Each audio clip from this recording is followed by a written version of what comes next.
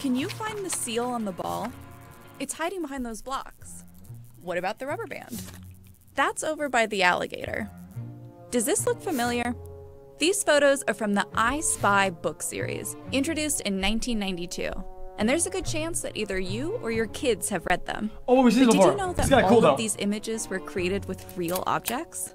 The magic and mystery within these books is directly tied to the imagination of the photographer behind them, Walter Wick. That sounds like a fun job. My name is Walter Wick. I am a photo illustrator, and I've been doing that for, I don't know how long, since 1991. Before I Spy, Walter was a commercial... I'm gonna be honest, chat. You know what this looks like? One word. I just see fun. That's all. Dude, it's not much. I see this, all I think is just fun. That's it. Doing that for, I don't know how long, since 1991.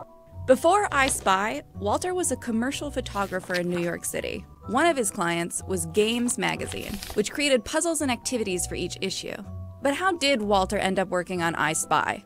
One day, around 1980, Walter was cleaning up his studio, and he decided to take a picture of the stray nuts and bolts he had lying around. Walter used that photo to promote his work, which is how the author Jean Marzolo saw it.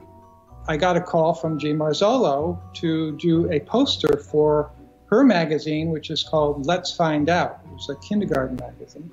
An editor at Scholastic Books saw that poster and asked if Jean and Walter wanted to make a search and find children's book. Jean would write the rhyme. Is the one where you choose things and the school would buy it or whatever, and you get like toys or something? My English class had those, and dude, I don't think I've ever seen a kid get one of these toys. And Walter would create the images. And I said sure, and that's how it started. But perhaps what made the books so successful was how realistic they looked.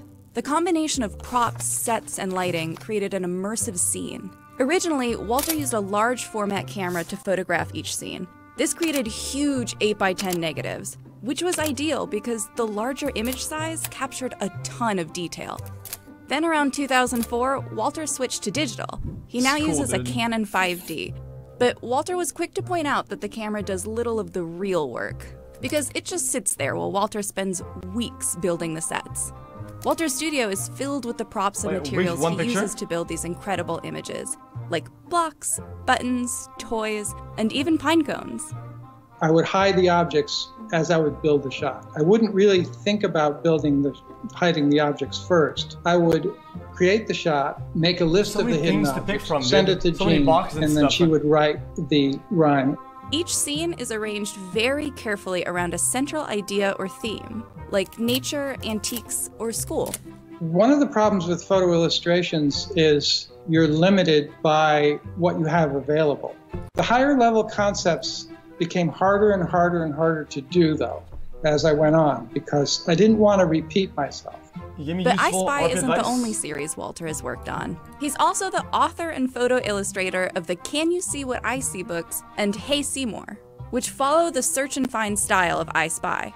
In order to make these scenes a reality, Walter works with assistants, fabricators, and model makers. For Can You See What I See Toyland Express, Walter's team built a toy train from scratch because they needed to show it being assembled throughout the story. Each photo can take anywhere from a couple days to several weeks to create. The attention to detail is part of what makes these photos so compelling, and Walter continues to capture the imagination of readers today. His newest book, A Ray of Light, is a science book that uses beautiful photos to illustrate the properties of light.